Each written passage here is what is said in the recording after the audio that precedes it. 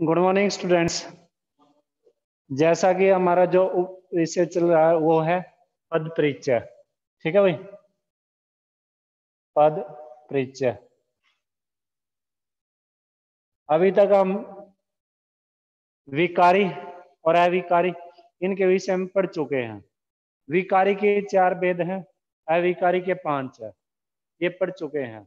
विकारी के जो विकारी के अंदर आता है पहला जो भेद है संज्ञा शब्द, उसको भी पढ़ चुके हैं।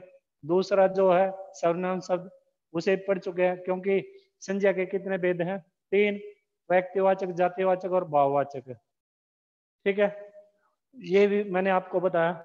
और व्यक्तिवाचक से वो जातिवाचक में कैसे बदल जाते हैं और जातिवाचक से व्यक्तिवाचक में कैसे बदल जाते हैं। जो भाववाचक संज्ञाएं होती है, भाववाचक जो संज्ञाएं होती है वो जातिवाचक में कैसे बदलती है। अब इसका जैसे मैंने एक एग्जांपल भी बताया था आपको, जैसे भाववाचक से जातिवाचक में कैसे बदलती है। ये बुराई है, बुराई शब्द। ठीक है भाई, ये एक वचन है। अगर ये शब्द एक वचन में रहता है तो ये क्या है? भाववाचक। अगर ये क्या है? ये बहुवचन में प्रयोग होता है। ये जो बुराई है ये बहुवचन में प्रयोग होता है तो ये क्या बन जाएगा? ये बन जाएगा, क्या बन जाएगा? ये जातिवाचक में। अब जैसे मान लीजिए मैंने लिख दिया बुराइयां, बुराई, बुराइयां। ठीक है भाई, बुराइयां। आज देश से बुराइयां खत्म नहीं हुई हैं। और बुराइयां अंडरलाइन आ गया। आप बता दोगे कि जो बुराइयां हैं वो क्या है? जातिवाचक है। कोई एक बुराई के बारे में तो नहीं बात हुई, अलग अलग बुराइयों के बारे में बात हो रही है ना। यानी कि भ्रष्टाचार से संबंधित भी है, वो दहेज प्रथा से संबंधित भी है। देश विदेशों में, पूरे समाज में जितनी भी बुराइयां, उन समस्त बुराइयों के बारे में आ गया। अगर यहाँ पर किसी एक बुराई का नाम होता, नाम दिया गया है, तो ये किस में चला जाता? ये किस में जाता? ये व्यक्तिवाचक में जाता। ठीक है। अब जैसे मान लीजिए एक और है, नदी है, यहां से नदी बहती है, नदी। और नदी जो शब्द है वो रेखांकित पद है। नदी जो शब्द है वो रेखांकित है। तो आप क्या करोगे? नदी तो क्या है? जातिवाचक है। अगर नदी के आगे नाम दे दिया गंगा नदी, गंगा नदी, कावेरी नदी, रावेरी नदी, जो भी है वो नाम दे दिया, तो ये क्या हो जाएगा? ये व्यक्तिवाचक हो जाएगा। ये पढ़ चुके हैं इतना। फिर सर्वनाम, सर्वनाम में कितने भेद होते हैं? सर्वनाम के 6। पहला भेद पुरुषवाचक, दूसरा निश्चयवाचक, तीसरा अनिश्चयवाचक, चौथा प्रश्नवाचक, पांचवा संबंधबोधक और छठा निजवाचक। अब इसमें थोड़ा सा अंतर ये है, ये तो आप पहले भी पढ़ चुके हो, कि जैसे ये पुरुषवाचक है ना, पुरुषवाचक के 3 भेद होते हैं, उत्तम पुरुष, मध्यम पुरुष और अन्य पुरुष। ठीक है। जो मध्यम पुरुष है, मध्यम पुरुष में आप शब्द का प्रयोग होता है। आप शब्द का, आप इधर बैठ जाओ, आप इधर बैठ जाओ। ठीक है। आप जो शब्द होता है ये मध्यम पुरुष में प्रयोग होता है। समझ आए? स्टार्टिंग में ये प्रयोग होता है। ठीक है। और ये आदर्श सूचक शब्द है। क्या ये आदर्श सूचक है? किसी को मान सम्मान देना है। अब मान लीजिए ये आ जाए, इस काम को मैं स्वयं कर लूंगा, स्वयं कर लूंगा, स्वयं कर लूंगा। ठीक है भाई। और स्वयं अंडरलाइन आ जाता है, या अपने आप, अपने आप इस काम को कर लूंगा अपने आप। तो यहाँ पे निज हो जाएगा और इधर ये क्या हो जाएगा? इधर जाएगा ये उसमें मध्यम पुरुषवाचक में, अपने आप, स्वयं। यानी कि इस काम को मैं खुद ही कर लूंगा, किसी और को करने की जरूरत नहीं है। ये पढ़ चुके थे इतना। ये मैंने वैसे आपको एक बार थोड़ी सी ये समरी बताने के लिए, ताकि कभी बोल ना जाओ, इतना कर चुके थे। फिर तीसरा था विशेषण। विशेषण के अभी तक हमने कितने भेद पढ़े थे? 4। कौन कौन से विशेषण? गुणवाचक विशेषण, संख्यावाचक संख्या के 2 भेद थे, एक निश्चित संख्यावाचक और दूसरा अनिश्चित संख्यावाचक। जैसे 10वीं कक्षा में 10 विद्यार्थी बैठे हैं, 10वीं कक्षा में 10 विद्यार्थी उपस्थित है, ठीक है, 10 निश्चित संख्यावाचक हो गया। 10वीं कक्षा में कुछ विद्यार्थी बैठे हैं, कुछ अनिश्चित संख्यावाचक हो गया, ठीक है। फिर परिमाण में ऐसे परिमाण के कितने भेद है? 2, निश्चित परिमाण और अनिश्चित। फिर चौथा सार्वनामिक में, सार्वनामिक की भी पहचान पढ़ चुके थे ना। अब इसमें जो सार्वनामिक के अतिरिक्त अगर 3 और जोड़ दें, 3 और जोड़ दें, वो 3 कौन कौन से जोड़ दें? एक तो इसके अंदर जोड़ देते हम, ये क्या नाम है, इसके अंदर जोड़ेंगे विशेषण में, एक जोड़ देते हैं नामिक विशेषण, नामिक विशेषण, नामिक विशेषण, ठीक है भाई। 5वां और छठा अगर इसके अंदर, छठा जो है, छठा अगर इसमें जोड़ देते हैं क्रियार्थक, छठा क्या जोड़ दें? क्रियार्थक। और 7वां अगर इसके अंदर जोड़ देते हैं, 7वां इसमें जोड़ देंगे तो वो क्या बन जाएगा? 7वां इसमें जोड़ेंगे तो क्या हो जाएगा?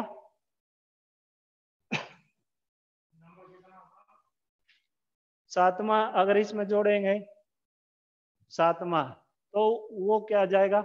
सार्वनामिक विशेषण। तो हम इसमें पढ़ ही चुके हैं, ठीक है।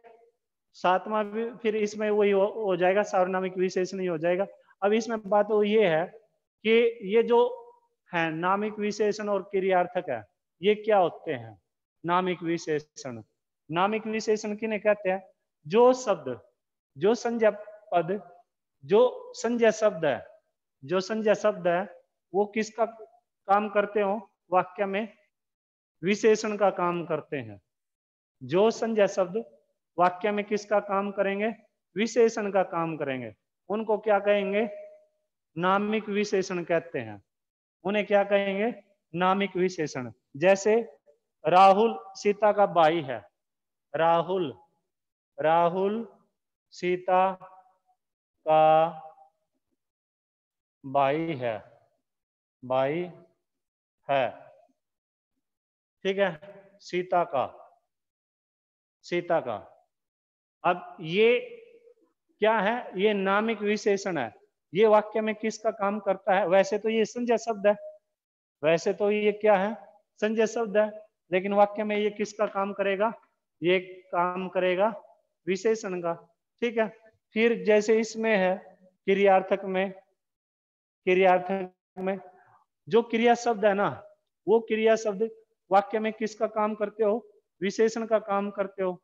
जैसे एग्जाम्पल है चलती, चलती ट्रेन में मत चढ़िए, चलती ट्रेन में मत चढ़िए। अब जो ये चलती है, वैसे तो ये क्रिया है, वैसे तो ये क्रिया शब्द है, ठीक है, लेकिन ये किसका काम करते हो? किसका काम करे? ये विशेषण का काम करे। तो इस तरह के जो शब्द होते हैं वो किसका काम करेंगे? क्रिया का काम, विशेषण का काम करेंगे, लेकिन होते वो क्रिया शब्द है। ऐसे ही समय नामिक में, ऐसे ही सार्वनामिक विशेषण में जाएगा, ठीक है। इतनी बात कर चुके थे। अब जो आगे चलता है, आगे हम जो करेंगे वो है क्रिया। क्रिया के बारे में पढ़ चुके थे, अकर्मक सकर्मक। लेकिन इसमें जो रचना के आधार पर जो क्रिया थी, ये देखेंगे रचना के आधार पर, रचना के आधार पर। अब रचना के आधार पर भी क्या था? क्रिया कितने भेद बताए थे मैंने आपको? 5। अगर उसमें 2 और जोड़ देते हैं, वो 2 कौन कौन से बनेंगे? सबसे पहले तो सामान्य क्रिया होगी, सामान्य क्रिया, सामान्य क्रिया, ठीक है। दूसरा नाम धातु, नाम धातु क्रिया, ठीक है भाई। तीसरा, तीसरा क्या बनेगा इसमें, तीसरा होगा पूर्वकालिक क्रिया, पूर्वकालिक क्रिया, ठीक है भाई। चौथा इसमें क्या हो जाएगा, संयुक्त क्रिया, संयुक्त क्रिया, ठीक है भाई। पांचवा इसमें क्या हो जाएगा, प्रेरणार्थक क्रिया, प्रेरणार्थक क्रिया, ठीक है भाई। और छठा क्या हो जाएगा, कृदंत क्रिया, कृदंत क्रिया, ठीक है भाई। 6 हो गए। और जो सातवां इसके अंदर जाएगा, इसमें सातवां क्या बनेगा, सातवां इसमें आपका बनेगा रंजक क्रिया या सहायक क्रिया। सातवां क्या होगा, या तो रंजक, रंजक क्रिया,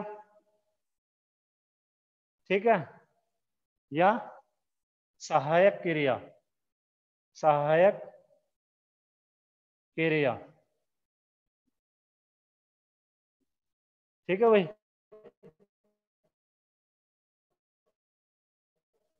समझ आई बात, तो है ना के आधार पे है। अभी पेपर में आपसे ऐसे पूछा जा सकता है, जैसे उस दिन मैंने एग्जाम्पल बताया था, अध्यापक बच्चों से पाठ पढ़वाता है, ठीक है। मालिक माली से पौधों में पानी डलवाता है, डलवाना, पढ़वाना, ये अंडरलाइन है। ये जो क्रिया शब्द है ये रेखांकित है, ये जो पद है इनका पद परिचय बताइए। अब आपको पता है कि ये प्रेरणार्थक क्रिया होती है, आपने क्या लिख दिया पद परिचय में, प्रेरणार्थक क्रिया, ठीक है। जैसे पढ़कर है, पढ़कर, पढ़कर है, वह पढ़कर सो गया। अब आपने क्या बता दिया, आपको पता है कि पढ़कर तो क्या है, पूर्वकालिक क्रिया है, क्योंकि मुख्य क्रिया से पहले अन्य क्रिया ही है, और उस अन्य क्रिया में कर शब्द लगा हुआ है, क्या लगा हुआ है, कर शब्द लगा हुआ है, तो ये किस में जाएगी, पूर्वकालिक क्रिया में जाएगी। समझ आई बात। अब जो सामान्य क्रिया क्या होती है, वाक्य में जब एक ही क्रिया होती है, वाक्य में जब एक ही क्रिया होती है उसको क्या बोलते हैं, सामान्य क्रिया बोलते हैं। जैसे वह, वह आया, वह आया, मैं गया, वह आया, मैं गया। ये इस तरह की जो क्रियाएं होती है, इन क्रियाओं को क्या बोलते हैं, सामान्य क्रिया। समझ आई बात है। अगर मान लो ऐसा कोई वाक्य आ जाता है और आपने बता दिया कि ये तो क्या है, सामान्य क्रिया है, इस प्रकार की क्रियाओं को तो क्या कहेंगे, सामान्य क्रिया कहेंगे। फिर है जो नाम धातु क्रियाएं हैं, ये क्या होती है, ये ऐसी क्रियाएं होती हैं जो संज्ञा, सर्वनाम या विशेषण आदि शब्दों से बनती है। या तो ये जो नाम धातु क्रियाएं है ना, ये नाम धातु क्रियाएं किन किन शब्दों से बनेंगे, या तो संज्ञा शब्दों से, या सर्वनाम शब्दों से, या फिर किससे, विशेषण शब्दों से। जैसे बात से, बात, बात से बतियाना, बात से बतियाना, लाज से लज्जाना, ठीक है। ये इस प्रकार की अगर क्रिया आती है, बात से बतियाना, लाज से लज्जाना, ठीक है, शर्म से शर्माना, झूठ से झुठलाना, इस प्रकार की अगर जो क्रियाएं वाक्य में आती है तो वो कौन सी क्रियाएं होंगी, वो होंगी नाम धातु क्रियाएं। कौन सी होंगी वो, नाम धातु क्रियाएं। पूर्वकालिक क्रिया की पहचान और परिभाषा हम पढ़ ही चुके हैं, ठीक है। फिर आती है संयुक्त क्रिया। संयुक्त क्रिया से मतलब है कि वाक्य में जब दो क्रियाएं आपस में मिलकर कोई काम करती हैं, ठीक है, दो क्रियाएं मिली हो, कितनी क्रियाएं मिली हो, दो, ऐसी क्रियाओं को क्या कहते हैं, संयुक्त क्रिया कहते हैं। जैसे उसने हिरन को बचा लिया, उसने, उसने हिरन को बचा लिया, उसने हिरन को बचा लिया। अब एक तो बचाना, इसमें क्रिया लविश, इधर ध्यान दे भाई, एक तो बचाना क्रिया होगी इसमें, और दूसरी क्या होगी, लिया।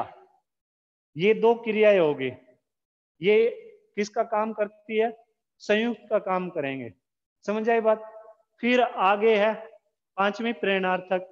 प्रेरणार्थक भी हम पढ़ चुके हैं ना। छठी है कृदंत।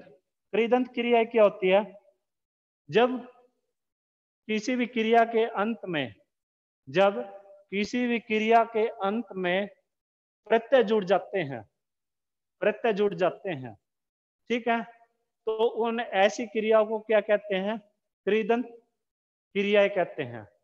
यानी कि जिन क्रियाओं के अंत में प्रत्यय जुड़ जाएंगे, कौन से प्रत्यय जुड़ जाएंगे वो आपको पता ही है। प्रत्यय कितने प्रकार के होते हैं, प्रत्यय दो प्रकार के होते हैं, एक कृत प्रत्यय और दूसरा तदित प्रत्यय। एक कृत प्रत्यय और दूसरा तदित प्रत्यय, ठीक है, ये पता ही है आपको। अब जैसे एग्जाम्पल है पढ़ता, वह पढ़ता है, वह पढ़ता है, वह पढ़ता है। अब इसमें ये जो पढ़ है, ठीक है, इसमें क्या प्रत्यय जुड़ गया, का। या पढ़ना, पढ़ना, इसमें क्या प्रत्यय जुड़ गया, ना। समझ आई बात है, ठीक है। इस प्रकार की जो क्रियाएं अगर आती हैं तो उन्हें क्या नाम देते हैं, कृदंत क्रियाएं, ठीक है। और एक और बात का विशेष ध्यान रखना, एक बात का और विशेष ध्यान रखना।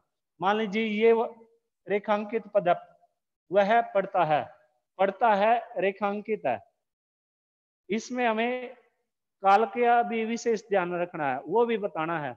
आपको ये पता होना चाहिए कि ये जो ता ते ती ये किसकी पहचान होती है, ये तो किसकी पहचान है, सामान्य वर्तमान काल की। अगर आपको उनके वेदों के बारे में पता है तो आप बता दीजिए, वरना आपको इतना ही पता है कि ये वर्तमान में है, वह पढ़ता था, भूतकाल में है, वह पढ़ता, वह पढ़ेगा, वह पढ़ेगा, गा गे गी, ठीक है, भविष्य में है।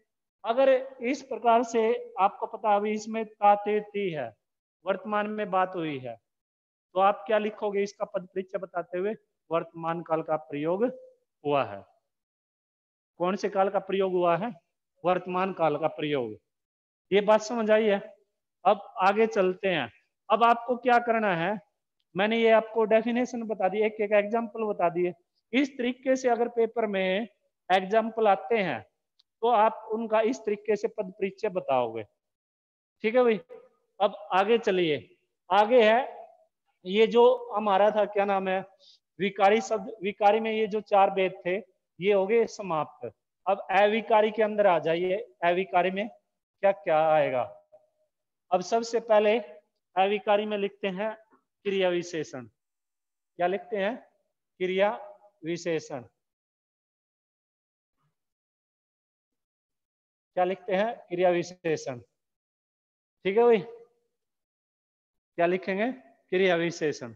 अब क्रिया विशेषण आपको पता ही है कि इसकी परिभाषा क्या होती है। जो क्रिया शब्द जो विशेषण शब्द क्रिया की विशेषता बताते हैं, या जिन शब्दों से क्रिया की विशेषता का पता चलता है, उन्हें क्या कहते हैं, क्रिया विशेषण। जैसे वह, वह, अभी, वह स्कूल में, वह स्कूल में, अभी अभी, अभी अभी, गया है, गया है, ठीक है। और अंडरलाइन है अभी अभी, अंडरलाइन क्या है, अभी अभी। तो इसमें आप क्या बता दोगे, वह स्कूल में अभी अभी गया है। अब आपको पता है कि ये किसकी विशेषता बताने लग रहा है, ये जो शब्द है ये क्रिया की, जाना की। जो गया है ज्यादा तू है, ज्यादा तू है इसमें, ठीक है। इस क्रिया की विशेषता इन शब्दों से पता चलती है, इन शब्दों से, ये जो अभी अभी है, और ये अभी अभी ये तो क्या किसका प्रतीक है? ये तो समय का प्रतीक है। किसका प्रतीक है ये? समय का। वह अचानक, वह स्कूटर से, वह स्कूटर से अचानक, अचानक गिर गया। वह स्कूटर से अचानक गिर गया। अब जो गिरना है वर्ब है, और इस वर्ब की विशेषता क्या बताई कि वो जो कैसे हुई ये क्रिया? अचानक से। इस क्रिया के होने का तरीका बताया, ढंग तरीका बताया कि ये जो क्रिया हुई है ये ऐसे हुई है, अचानक। तो आप क्या लिख दोगे इसमें?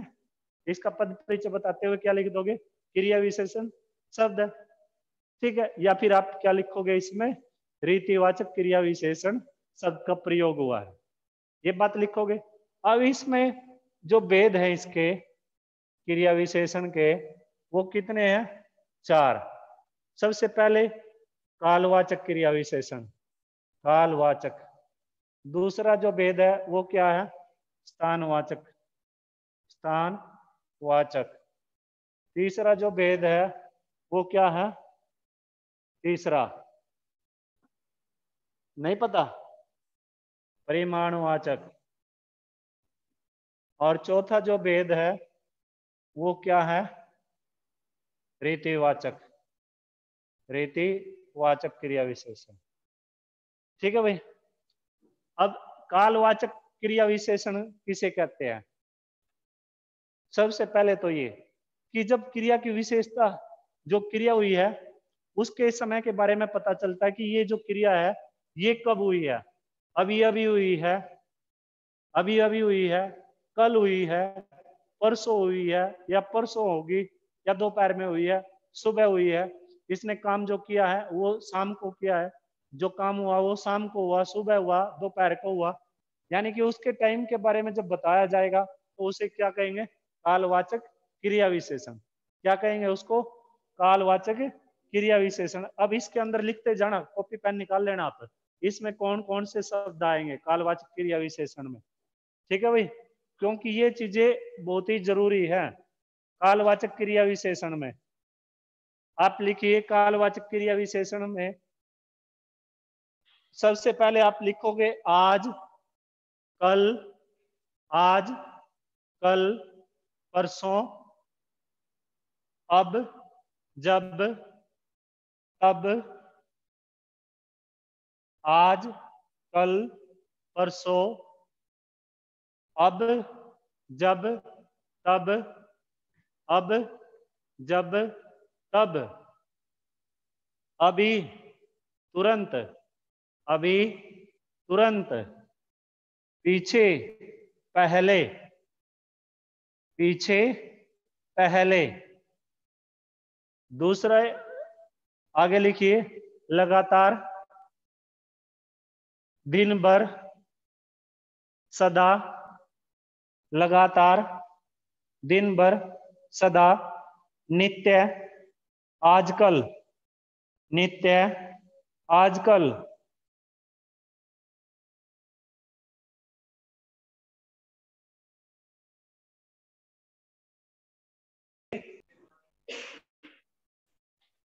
आगे आप लिखोगे इसी में प्रतिदिन, प्रतिदिन, कई बार, कई बार, हर बार, हर बार, बहुधा, बहुधा। बहुधा का अर्थ होता है बहुत बार, बहुधा, बहुधा, बार बार, बार बार।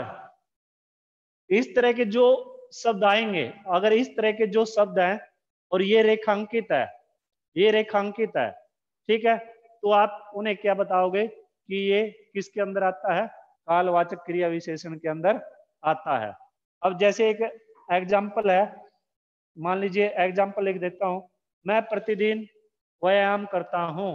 मैं प्रतिदिन, प्रतिदिन व्यायाम, व्यायाम करता हूं। ठीक है भाई। अब जो रेखांकित है प्रतिदिन, रेखांकित क्या है? प्रतिदिन। तो आपने इसके बारे में बता दिया, प्रतिदिन के बारे में बता दिया कि ये तो क्या है? कालवाचक है। ठीक है। अब जो दूसरा है स्थानवाचक क्रिया विशेषण। अब जो वो क्रिया है ना, जब स्थान के संदर्भ में बताएगा कि जो क्रिया हुई है वो किधर हुई है, किस जगह हुई है, उसके बारे में पता चलेगा, तो उसको स्थानवाचक क्रिया विशेषण कहते हैं। कि इधर हुई, उधर हुई, दाएं हुई, बाएं हुई, ऊपर हुई, अंदर हुई, बाहर हुई, नीचे हुई, इस तरह के जो शब्द होंगे वो किस में आएंगे? वो आएंगे स्थानवाचक क्रिया विशेषण में।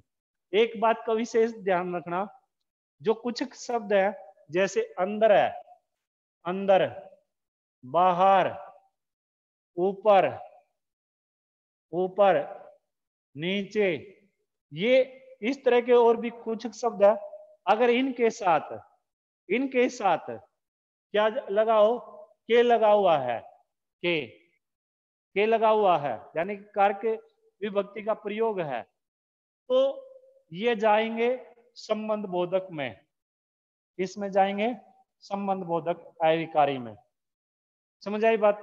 अगर इनके साथ के का प्रयोग नहीं है, कारक के विभक्ति का प्रयोग नहीं है, कारक विभक्ति का प्रयोग नहीं है, खाली अंदर, बच्चा अंदर बैठा है, बच्चा अंदर बैठा है, अंदर बैठा है, ठीक है, तो ये किस में जाएंगे? स्थानवाचक क्रिया विशेषण में। समझने की कोशिश करना। अगर इनके साथ में कारकीय विभक्ति यानी कि के का प्रयोग हुआ है, के अंदर, के बाहर, के ऊपर, के नीचे, इस तरह से अगर वाक्य पेपर में आ जाता है, इस तरह से पेपर में इस प्रकार का कोई वाक्य आता है और जो रेखांकित पद है वो इस तरह का है, के अंदर, के ऊपर, के बाहर, तो वो संबंध बोधक में लिखोगे। फिर तो लिखोगे संबंध बोधक, वरना क्या लिखोगे आप? क्या लिखोगे? अगर के का प्रयोग नहीं है तो स्थानवाचक क्रिया विशेषण लिखोगे। अब इसमें कौन कौन से शब्द आएंगे वो लिखिए आप। सबसे पहले निकट, निकट, दूर, निकट, दूर, समीप, समीप, जहां, कहां, बाहर, भीतर, बाहर, भीतर, अन्यत्र, अन्यत्र होता है दूसरी जगह, ठीक है, अन्यत्र, पास, ऊपर, नीचे, सामने,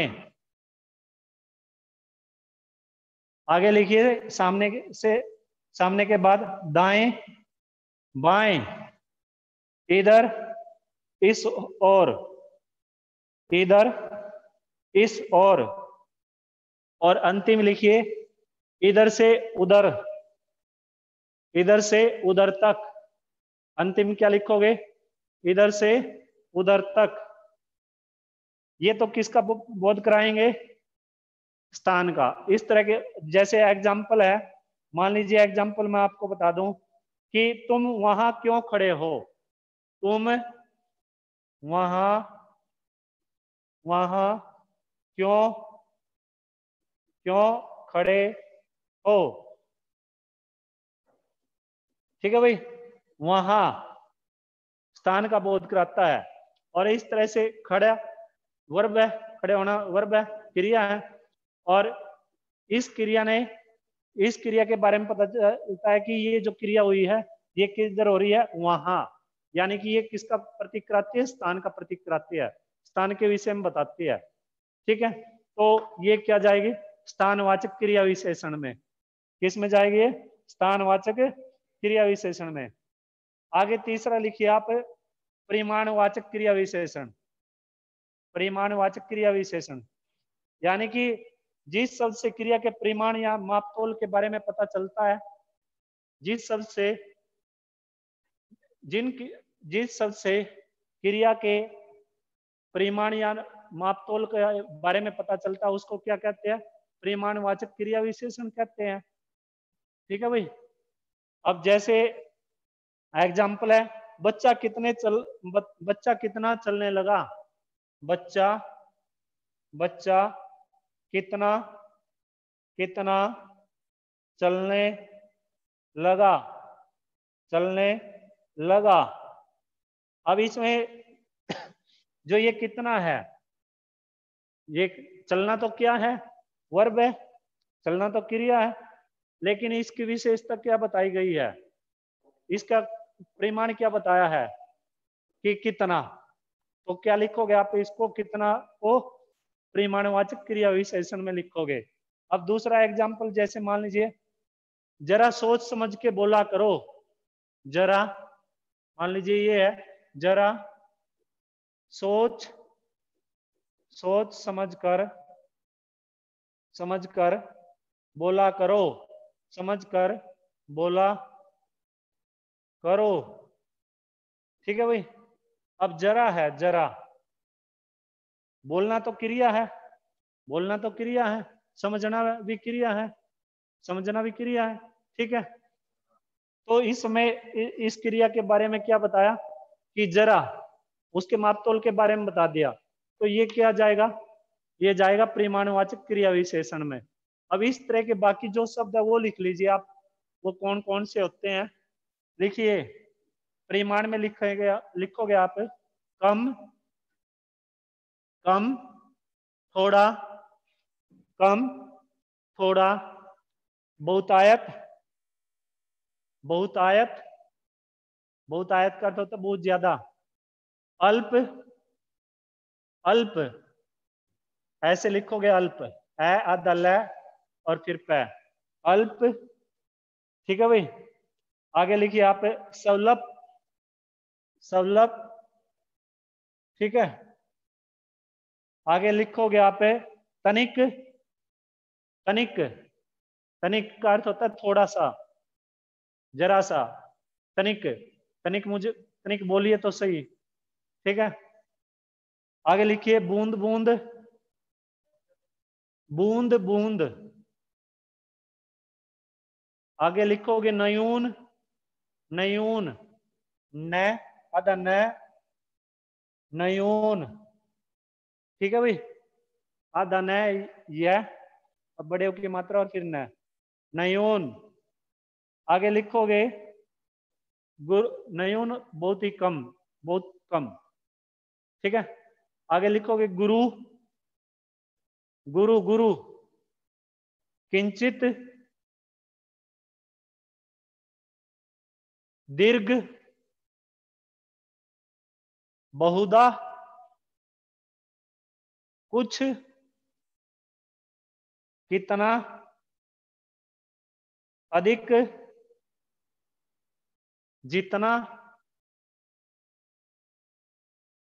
उतना, पर्याप्त, काफी, अत्यंत, केवल, इतना। ठीक है भाई। और अंतिम है इसमें रीतिवाचक क्रिया विशेषण। रीतिवाचक क्रिया विशेषण, रीतिवाचक की तो मैंने बार बार आपको परिभाषा बताई, स्टार्टिंग में एग्जाम्पल भी बताए थे आपको। ठीक है। अब इसमें आप रीतिवाचक में लिखोगे, रीतिवाचक में लिखिए आप, ध्यान पूर्वक, बोलते नहीं है आप, ध्यान पूर्वक पढ़िए, ध्यान पूर्वक पढ़िए। पढ़ना क्रिया है और उस क्रिया की विशेषता क्या बताई, ध्यान पूर्वक। ठीक है। अचानक, अचानक, निस्संदेह, निस्संदेह, देख लीजिए इधर, निस्संदेह, निस्संदेह के बाद चुपके से, चुपके से, ठीक ही, ठीक ही, बेशक, वस्तुतः, ठीक ही, बेशक, वस्तुतः, वस्तुतः ऐसे लिखोगे, वस्तुतः। ठीक है भाई। वस्तुतः। आगे लिखिए, अक्सर, अक्सर, शायद, अक्सर,